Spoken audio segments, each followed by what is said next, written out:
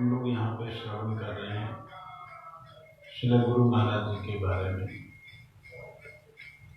गुरु जी का जो जीवन है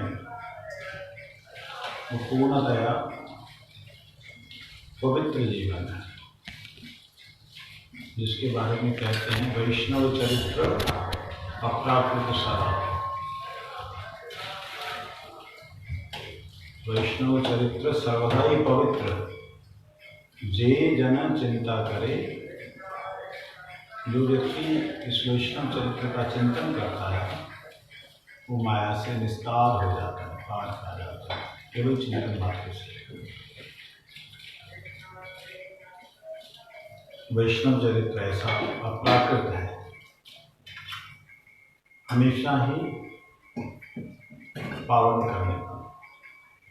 गुरु महाराज जी एक दिन हरिकथा कर रहे, हरिकथा बोलते हैं भगवान का लीला चरित्र श्रवण करना मंगल है, लेकिन उसमें भी अमंगल हो सकता है। भगवान का चरित्र श्रवण करने से मंगल होता है, इसको हटा दो ना डंडे को बीच में।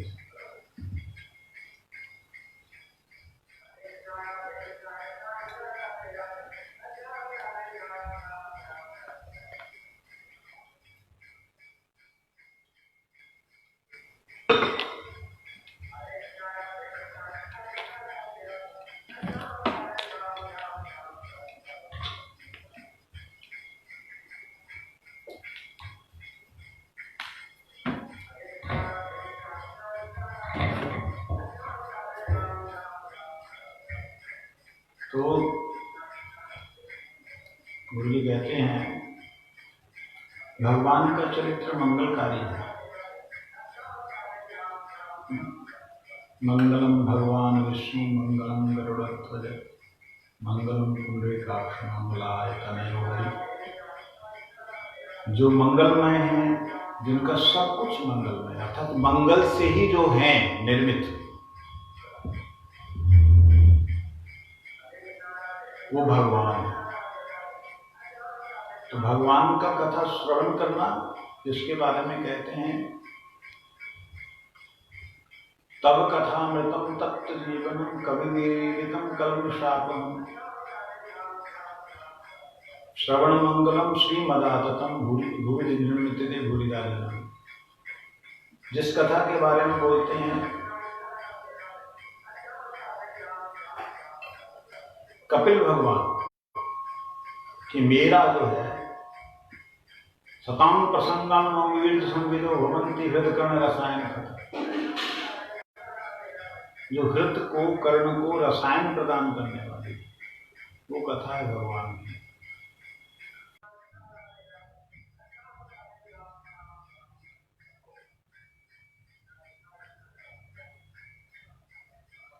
वो परम मंगलमयी कथा,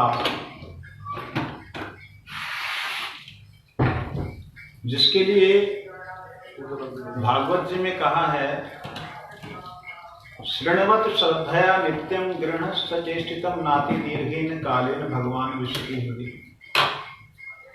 कितने ही श्लोक, कितनी ही सिद्धांत शास्त्रों ने कहे कि भगवान की कथा मंगलकारी है, उससे निश्चित रूप से मंगल होता है।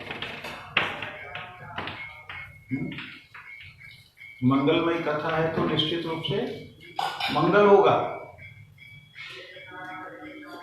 लेकिन गुरु महाराज जी कहते हैं कि भगवान की कथा सुन करके हो सकता है किसी का अमंगल भी हो जाए। कैसा बात है? जो मंगलमय भगवान, मंगलमय कथा, जिनकी कथा से भागवत जी में कहते हैं शृण्वत श्रद्धया नित्यम गृह सचेष्टितम नाति दीर्घेन कालेन भगवान विशति हृदय।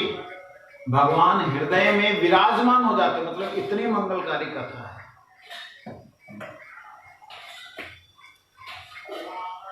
वो भगवान की कथा, भगवान की लीला कथा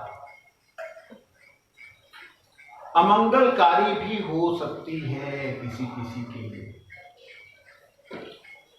लेकिन भक्त का चरित्र जो है सर्वदा ही पवित्र है। भक्त का चरित्र हमेशा से मंगलकारी है। कहते किसी भी तरह से आप श्रवण करें, मनन करें, चिंतन करें, जनित ध्यासन उसके अनुसार से चलें, वो मंगलकारी है। भगवान की कथा हमारे कैसे तो बोलूंगा।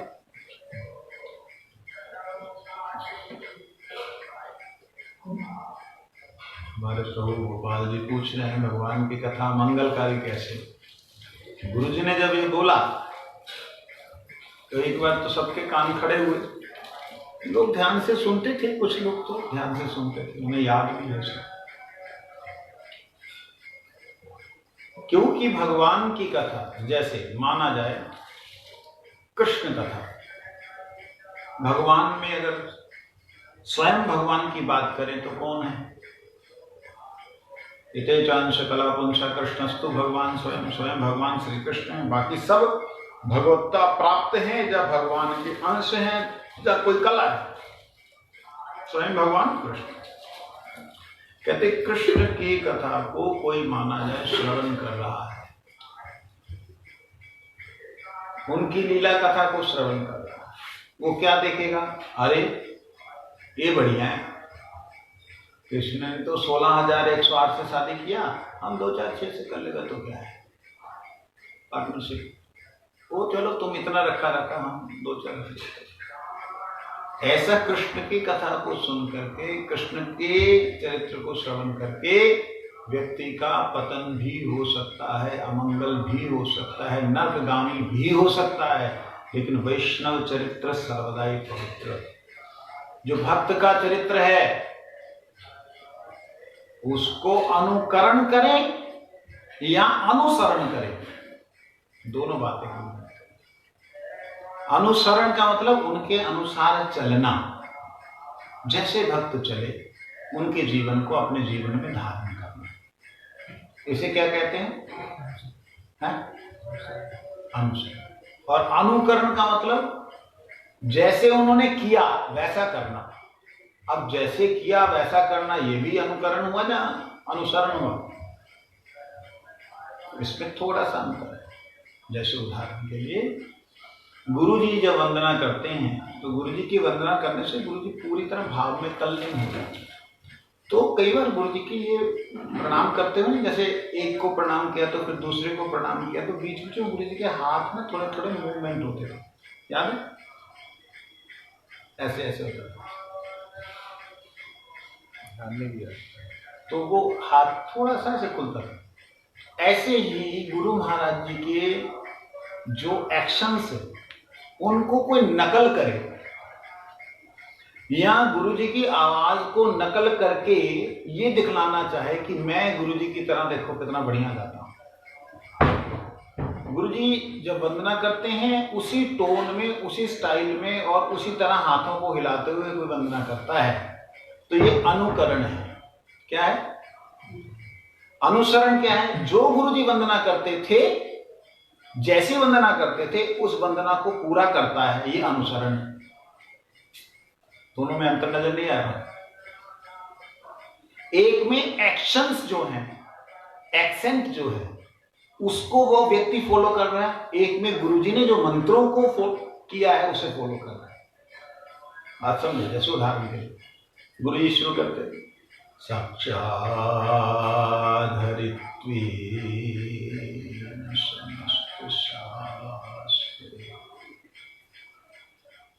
उक्तस्तथा भवतैव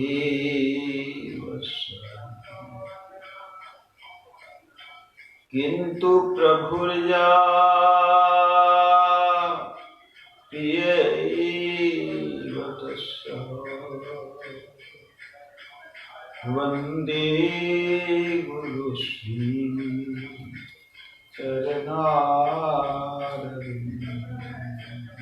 यह अनुकरण, नकल करना। अनुकरण शब्द का अर्थ होता है साधारण भाषा में नकल, ये है नकल। और सेम गुरु जी वाला मंत्र है, अपने हिसाब से अपने भावों से युक्त होकर के, ये भाव से कि गुरु जी इस मंत्र को करते थे, साक्षात् हरित्वेन समस्त शास्त्र उक्तस्तथा भवते किन्तु प्रभुया प्रियैव तस्य वन्दे गुरु श्री चरणारविन्दम्। इस प्रकार से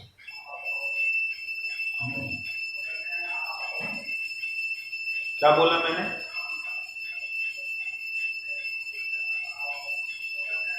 फटाफट बोलो, समय नहीं, लाइव चल रहा है। क्या बोला? खड़े हो जाओ।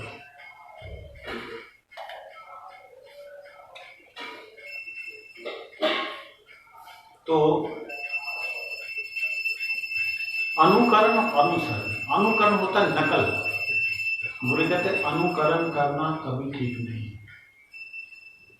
गुरु महाराज जी उदाहरण देते थे उस वक्त, टोपी पहनने वाला बंदर का कहानी।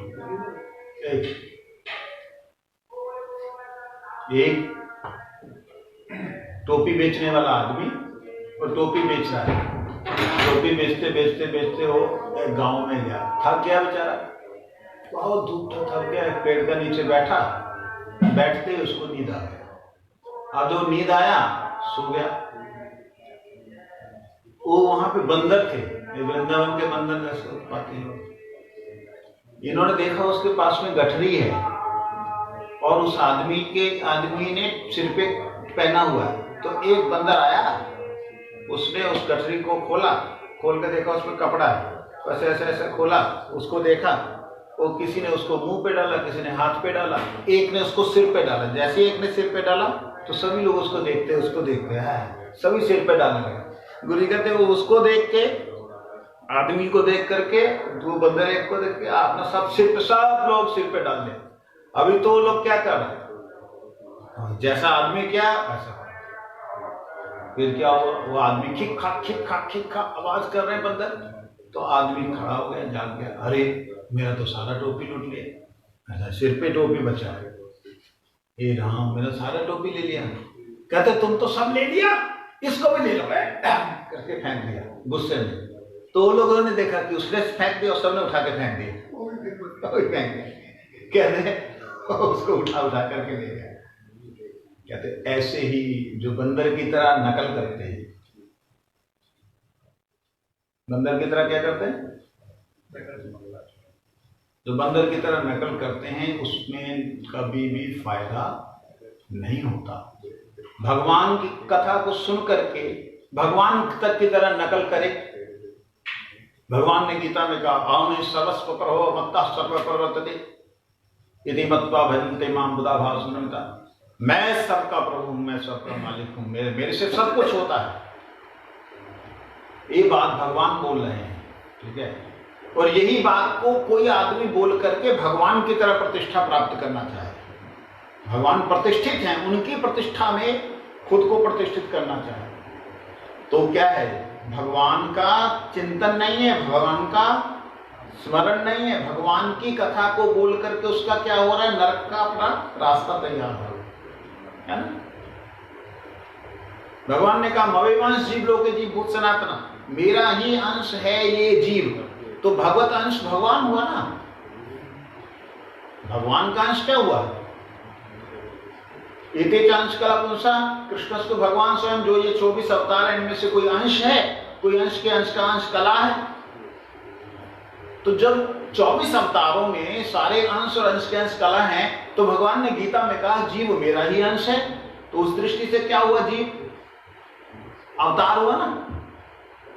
तो अपने आप को अवतार समझ करके भगवान की उसी बात को, गीता की बात को समझा करके अपने आप को प्रतिष्ठित करके, जैसे उड़ीसा में एक है क्या चक्र, क्या है वो, सुदर्शन चक्र ना क्या है उसका नाम, चक्रपाणी एक है, वो भगवान बना हुआ।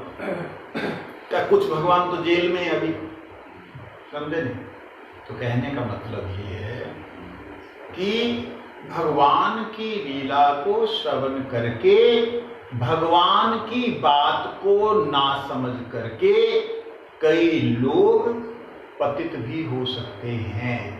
भगवान की लीला का अनुकरण करने से व्यक्ति पतित भी हो सकता है, होता है। भगवान की कई लीलाओं का तो अनुसरण भी नहीं कर सकते, अनुकरण तो डेफिनेटली पतन है, अनुसरण भी नहीं कर सकते, उनके अनुसार चल भी नहीं सकते। जैसे गोपियों के साथ में ठाकुर जी का रासलीला करना, अगर कोई अनुसरण करे कि नहीं जैसे ठाकुर जी ने किया ऐसे ही मैं करूंगा, क्या जाएगा फिर वो, क्या होगा? तो भगवत लीला को श्रवण करके लोगों का अमंगल भी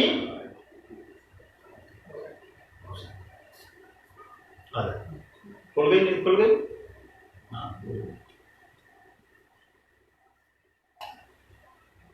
अमंगल भी हो सकता है, लेकिन भक्त चरित्र श्रवण करके कभी अमंगल नहीं हो सकता। गुरु जी कहते हैं भक्त चरित्र श्रवण करके अनुसरण करे सर्वोत्तम है।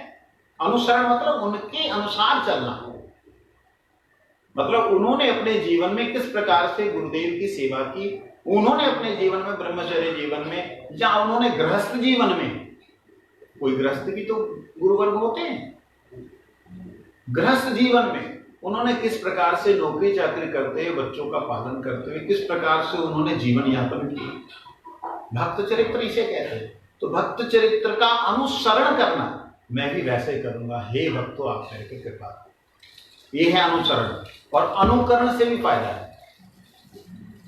एक लुटेरा था, चोर, एक राज्य में राजा ने घोषणा की कि मैं जो है वो लूटने के लिए गया, लूटने के लिए गया, तो उसे मालूम पड़ा कि राजा जो है उसकी एकलौती बेटी की शादी करेगा, लेकिन शादी करेगा सबसे अच्छे साधु से, जो सबसे बढ़िया साधु होगा उससे शादी करेगा। तो अच्छा साधु होगा उससे शादी करेगा, क्योंकि साधु का अब जब शादी करेगा तो उसको एक तरह से अपना पुत्र भी तो बनाएगा जिस साधु से करेगा। जैसे टाटा, हमारा क्या नाम उसका, रतन टाटा, वो बेचारे ये सोच रहे हैं कि भी उनका भविष्य में कौन आगे संभालेगा, तो उन्होंने एक दो को पकड़ा, फिर अब तीसरे को किसी को लिया है कि हाँ भाई ये आगे सक्सेसर होगा। तो निरीह जो होगा, जिसको अपना कोई स्वार्थ नहीं होगा, वो अगर ये राज्य को लेगा तो वो पूरी तरह से निष्ठा से क्या करेगा, चलाएगा, निष्ठा से उसे चलाएगा और उसे जिम्मेवारी से संभालेगा। ये सोच करके राजा ने निर्णय किया कि मैं किसी अच्छे साधु से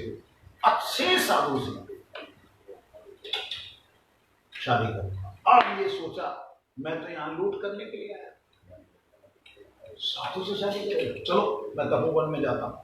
वो जाकर के वहां जो साधु लोग थे उनके बीच में बैठ कर तपस्या करने लगा। अब देखता है पहली बार बैठे, अंदर से साधुता है ही नहीं, कभी साधु संग ही नहीं किया,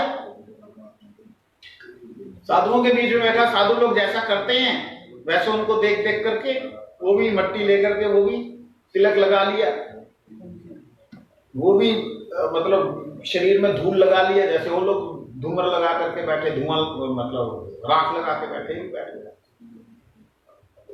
अब बैठा हुआ है, अब साधु के पास में, एक एक साधु के पास में प्रणाम करके राजा आते हैं। तो पहले वाला जो साधु था उसके पास आए, प्रणाम किया, महाराज मैं वृद्ध हो रहा हूं, अपनी बेटी की जो है विवाह करना है, आप कृपा करें। कहते राजन संसार अनित्य है, अब इस अनित्य संसार से निकल करके कहाँ हम लोग भगवत भजन के लिए आए, आप हमें फिर राजा रंग बनाएंगे, आप किसी और का देखिए। नहीं महाराज आप मेरे ही हैं, आपके अंदर तो कुछ भी भोग वासना नहीं, मैं इस सुंदर से राज्य को किसको सौंप के जाऊंगा, अगर आप स्वीकार करें तो। कहते राजन मैं भी राजा ही था, मैं अपने राज्य को छोड़ करके आया हूं, शायद भगवान इसीलिए मेरे को ये वो दे रहे हैं। छोटा राजा था लेकिन इसलिए भगवान दे रहे हैं कि शायद मैं बड़ा राजा राजत्व प्राप्त करूं। मैं इस प्रलोभन में भगवान के नहीं फंसना चाहता, आपको मेरा प्रणाम। ये सब सुन रहा है, बैठा हुआ एकदम ध्यान में, कमर सीधी करके, बीच बीच में आंख खोलता है, देखता है कि अगल बगल के सब बैठे हुए तने हुए हैं, तना हुआ है। वो लोग क्या मंत्र कर रहे हैं इसे कुछ पता नहीं है, इसे एक ही चीज मालूम है, शादी हो गई, शादी हो गई, शादी हो गई, शादी हो गई। बस इसको किसी तरह से फांस लूं, अरे पूरा राज्य मिल जाएगा।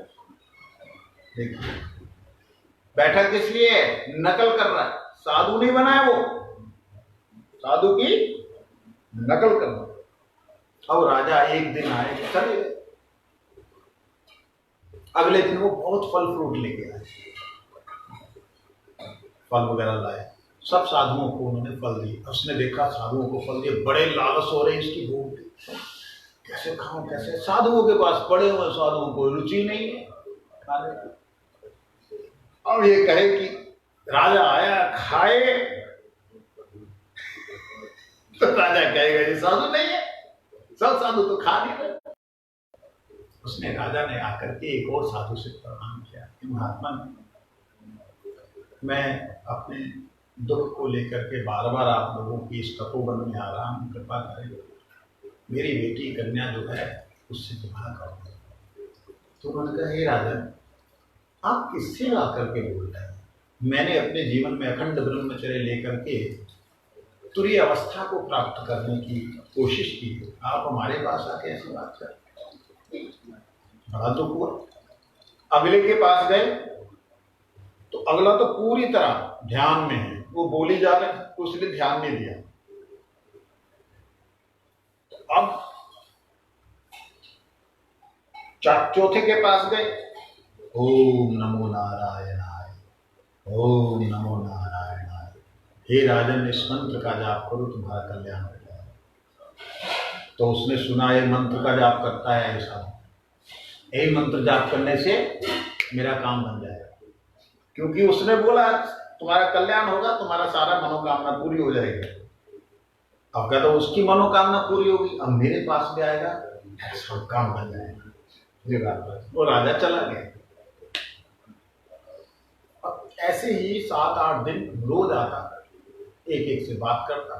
अब ये 6-7 दिन से 5-6 दिन से ये मंत्र जप कर रहा है, ओम नमो नारायणाय, और बीच बीच में कोई कोई मंत्री उनमें से निकलता है, उसमें से जाता है रास्ते से। अब उनके सामने इसको बैठा रहना पड़ता है, ओम नमो नारायणाय करते करते करते करते 7वें दिन वो साधु संघ के प्रभाव से करने तो नकल आया था, लेकिन उसको अकल मिल गई। वास्तविकता में ये राजा था पहले वाला, वो राजा राज्य छोड़ करके यहाँ बैठा हुआ है, उसको निश्चित कोई ऐसी वस्तु मिली है जो मुझे नहीं मिली। और ये राजा जो इस वक्त सब कुछ छोड़ करके जंगल में आना चाह रहा है, अपनी बेटी की शादी करके जंगल में आना चाह रहा है, तो इसका मतलब ये है कि राज्य में भोगों में सुख नहीं है। अच्छा, इसके बीच में वो तो चला गया राजा, तो बीच में हरी चर्चा भी होती थी संतों की, भाई आज वो राजा आया था, उसने ऐसा बोला, देखो कैसे पागल लोग हैं, हम लोग तो घर बार छोड़ के गए, हमारे पीछे आगे बढ़ गए। ऐसे करते करते 5-6 दिन के अंदर उस डकैत का, उस चोर का बुद्धि शुद्ध हो गई। साधु संग सर्वशास्त्रे कहे, लव मात्र साधु संगे सर्व सिद्धि है। साधु संग ऐसा है, सतां प्रसंगाम मम बीज संविदो भवंती हृत कर्ण रसायन कथा। भगवान के भक्तों का संग करना, उनके जैसा अनुकरण करें, चाहे नकल भी करें। गुरु जी कहते हैं भक्त का नकल करने से भी, अनुकरण करने से ही मंगल है, भगवान का अनुसरण करने से भी खतरा है। भगवान की लीला कथा जहां भक्त नहीं है, जहां भक्त की साधना नहीं है, भक्त की साधन से प्रसन्न होकर भगवान नहीं अवतीर्ण हुए, ऐसी भगवान की लीला कथा अपने परिकरों के साथ जो हुई, उसको श्रवण करने से हो सकता है कहीं ना कहीं अहित हो सकता है, अहित हो सकता है। इसलिए भक्त चरित्र हमेशा ही क्या है, पवित्र है, हमेशा पवित्र। फिर उसके बाद कहते हैं भक्त चरित्र सदा ही पवित्र, जेई निंदे हिंसा करी। लोग हिंसा करके अगर कोई उनकी निंदा करते हैं, उनका क्या होगा, जेई निंदे हिंसा करी। इसको थोड़ा सा पढ़ते हैं। एक बार गुरु जी ने इसकी व्याख्या की थी, थोड़ी सी की थी।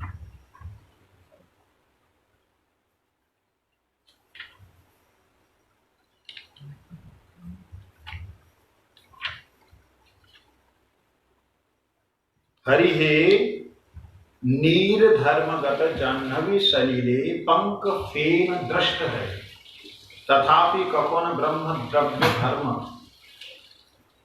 से सलील ना छाड़े। अब समझ आया? हरि हे हरि,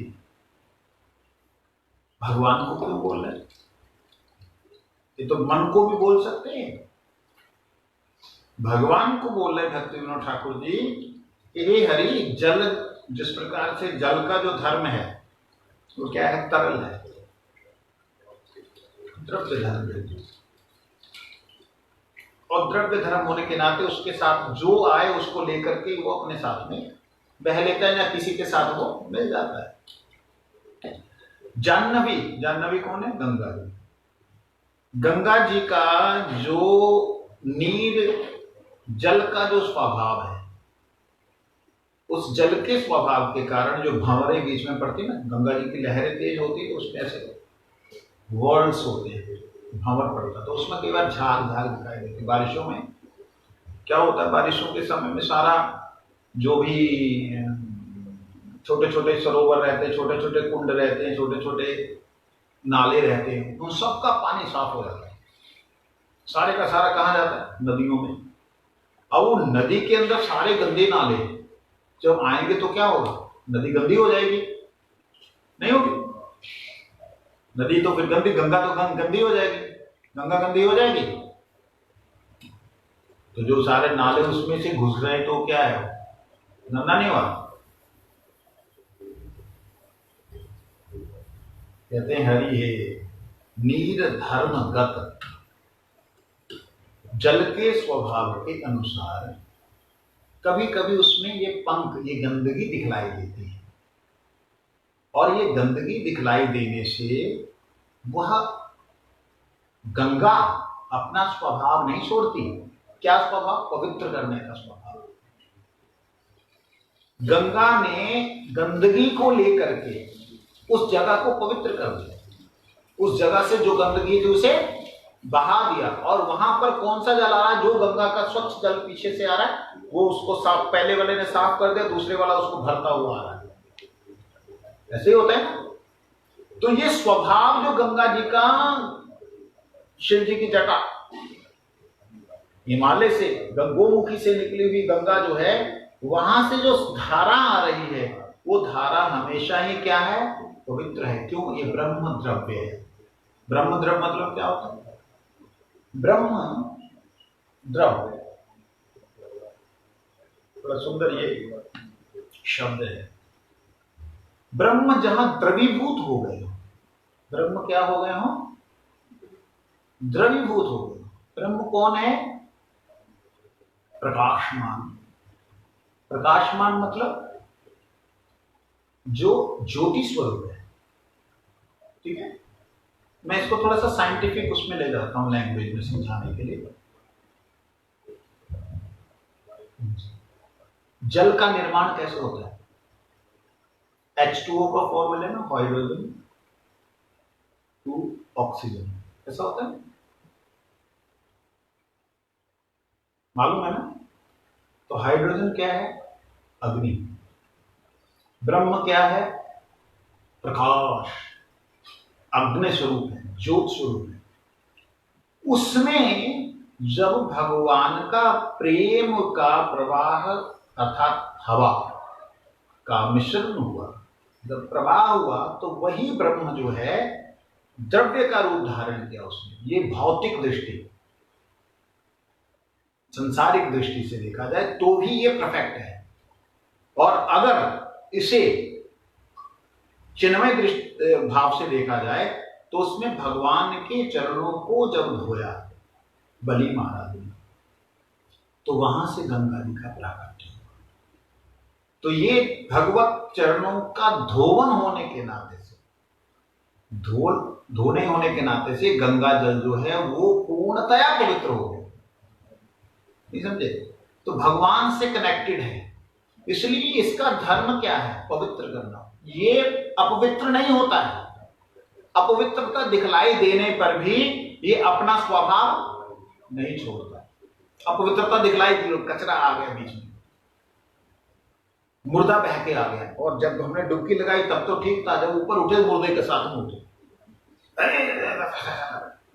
उल्टियां करने लग गया, तो ठीक है। अब तो खैर बहुत बड़ी सफाई होने लग गई है, अच्छी बात है। कहते हैं ये जो हमारा दर्शन है, गंगा जी के भीतर गंदगी देख करके हम जिस दिन ये बोलने लग जाए, अरे तो सब नष्ट हो गए, सब गंगा गंगा सब पता नहीं कहाँ चली गई, पहले का जमाना होगा, कभी किसी जमाने में होगी गंगा, अब तो गंगा है नहीं, नालों का पानी। ऐसा एक महात्मा ने बोला, बहुत बड़ा महात्मा था, बहुत नाम था, लाखों शिष्य थे उसके। गंगा जी के किनारे में सभा कर रहा है, लाखों, कम से कम 10-20 लाख आदमी वहां पे था। प्रयागराज में इधर गंगा जी हैं, इधर यमुना जी हैं, उसके बीच में मंच लगा है, लाखों की लोग संख्या में दुनिया आ रही है, हजारों बसें हैं, 1-2 बस नहीं, हजारों बस, 5 दिन का प्रोग्राम चल रहा है, पूरा नगर का नगर बस गया ऐसा। वो अंदर बैठ के क्या बोल रहे हैं, बच्चों और बच्चियों, ये जो आप देख रहे हैं इधर उधर दोनों नदियां बह रही हैं, ये सब गंदे नाले और जो दुनिया का गंद है वो सब बह के आ रहा है, इसमें स्नान नहीं करना, इसमें अपवित्र आत्माएं हैं, मतलब जो लोग हड्डियां बहा के जाते हैं, अपवित्र आत्माएं, कोई भी स्नान नहीं करना। यहाँ पे हमने टूटी लगा दी है, वो पूरा नगर बनाया था, पूरे टूटियां फूटियां लगा दी थी उसमें, यहाँ पे हमने टूटी लगा दी है, यहीं पे स्नान करना, वहां कोई भी स्नान नहीं करेगा। क्या करें, गुरु जी ने बोला, भगवान बोल रहे हैं उनके लिए। तो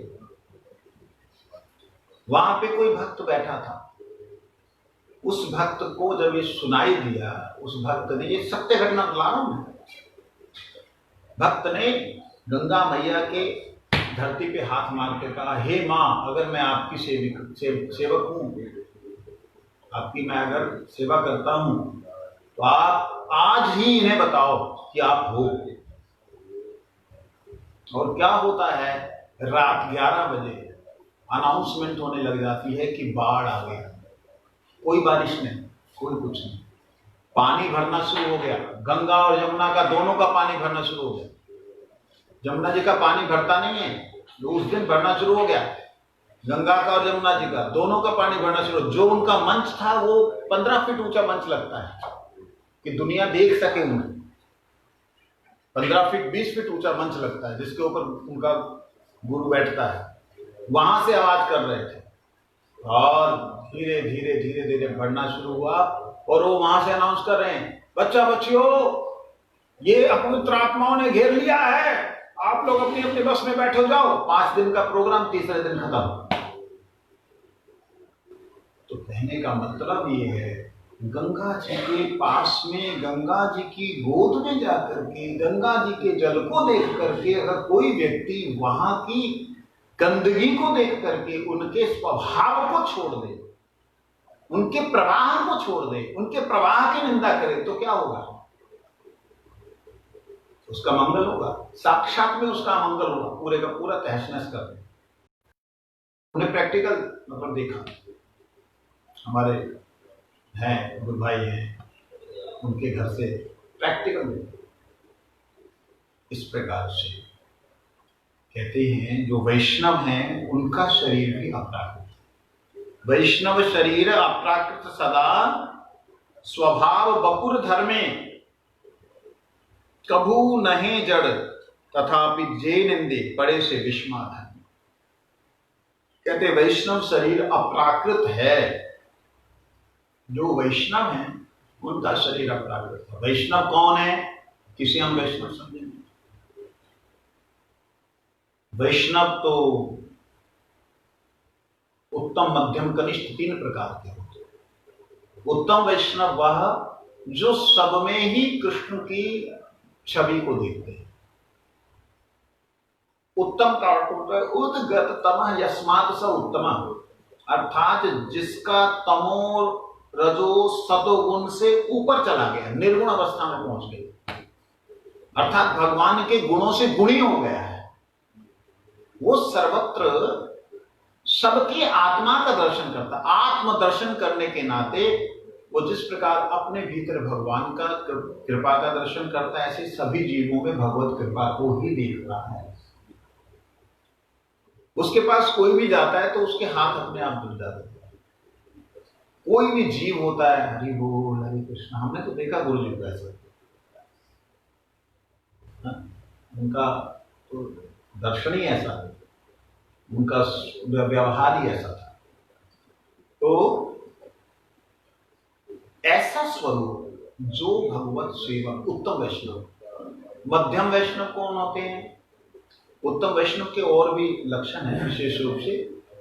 कहते उत्तम वैष्णव वो हैं जिनको देख करके ही आपके मुख से हरिनाम निकलना, हरे कृष्ण वाह हे, ऐसा स्वाभाविक रूप से प्रकट हो उत्तम वैष्णव। इसको हमने कई बार देखा। गुरु जी कीर्तन करते हुए जा रहे हैं, नित्याई गौरांगो नित्याई गौरांगो नित्याई गौरांगो, ऐसे करते हुए जा रहा है।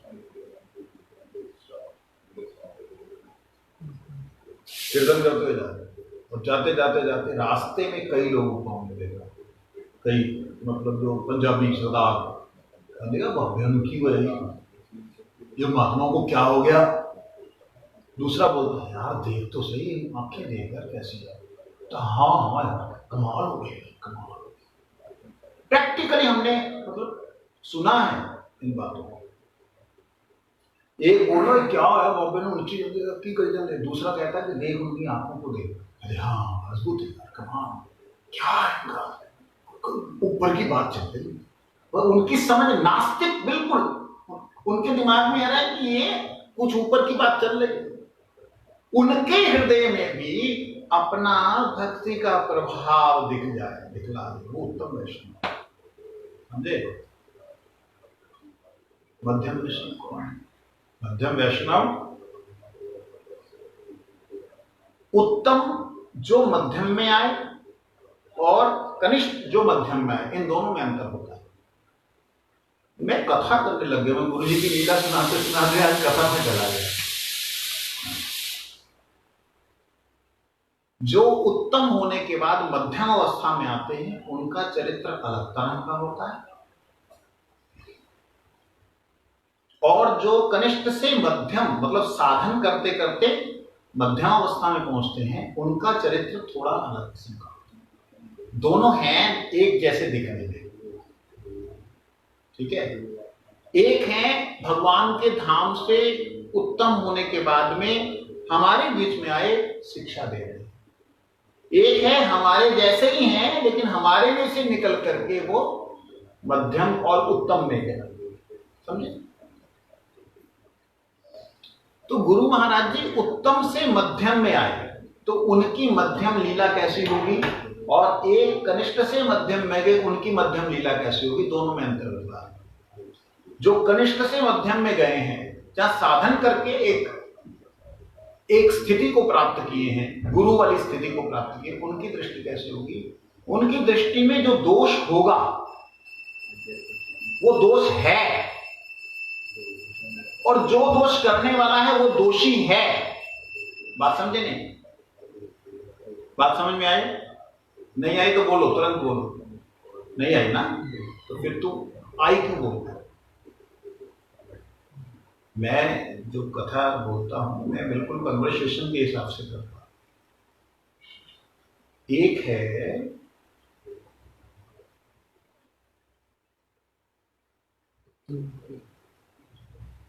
कनिष्ठ से मध्यम में जाते जो मध्यम में आते हैं। मध्यम का मतलब थोड़ा एलिवेटेड हो गए, थोड़ा सा निवृत्त हो गए संसार से, अब उनका नेक्स्ट स्टेप भगवान की प्राप्ति है। जो ऐसी स्थिति में आ गए उनके लिए जो दोष करने वाला है वो क्या है? दोषी है। गलत जो कर रहा है वो गलत है। बात समझ में आ गई? जो ऊपर से नीचे आते हैं, मतलब उत्तम अवस्था से, मतलब भगवान के धाम से जो इस धरातल पे आते हैं, उनके अंदर जो दोष करने वाला है वो तो ठीक है, लेकिन दोष ठीक नहीं।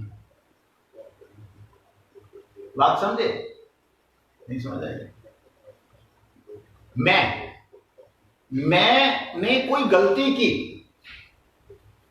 मैं अधम जीव, मैंने कोई गलती की।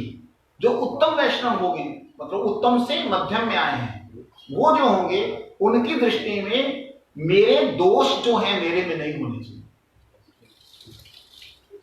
तो मेरे को समझाएंगे, देखो ये करना ठीक नहीं। और जो कनिष्ठ से मध्यम में आए, तूने ये कैसे किया? दोनों में बड़ा क्लियर डिफरेंस है, ये नजर आ गया? तो मध्यम अवस्था कैसी होती है? मध्यम अवस्था में जो उत्तम अवस्था वाले वैष्णव हैं वो अपनी लीला को कैसे करते हैं, अपने जीवन को कैसे जीते हैं? वो संसार से निर्लेप रहते हुए, बिल्कुल आसक्ति रहित रहते हुए, संबंध जितने भी हैं गोविंद के साथ संयुक्त करते हुए, अपने साथ नहीं, वो गुरु का कार्य करते हैं, शिक्षा दीक्षा लेने देने का कार्य करते हैं। उन्हें कहते हैं उत्तम से जो मध्यम है। जैसे गुरु महाराज जी, उनके साथ में जितने भी संबंध जिसने भी बनाया, गुरु जी ने एक भी संबंध को अपने साथ नहीं रखा।